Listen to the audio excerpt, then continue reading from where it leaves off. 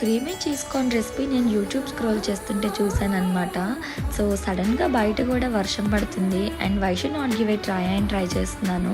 So నేను ఇక్కడైతే 1 table spoon of butter use చేశాను అండ్ కొంచెం గార్లిక్ యాడ్ చేసుకోండి.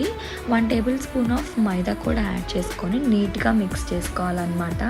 సో నేను ముందే స్వీట్ కార్న్ని బాయిల్ చేసుకొని పక్కన పెట్టుకున్నాను. సో నేనైతే ఇక్కడ రా మిల్కే యూస్ చేశాను. సో రా మిల్క్ యూస్ చేస్తాం వల్ల ఇంకొంచెం ఫ్లేవర్ అనేది ఎన్హాన్స్ అయ్యిద్ది అనమాట. రా మిల్క్ యూస్ చేసి లంప్స్ లేకుండా నీట్గా మిక్స్ చేసుకోవాలి.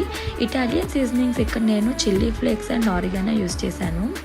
అండ్ స్వీట్ కార్న్ ఏదైతే మనం బాయిల్ చేసామో అది యాడ్ చేసుకొని అమూల్ చీజ్ ఉంటుంది కదా అది కూడా యాడ్ చేసుకొని నీట్గా మిక్స్ చేసుకోండి.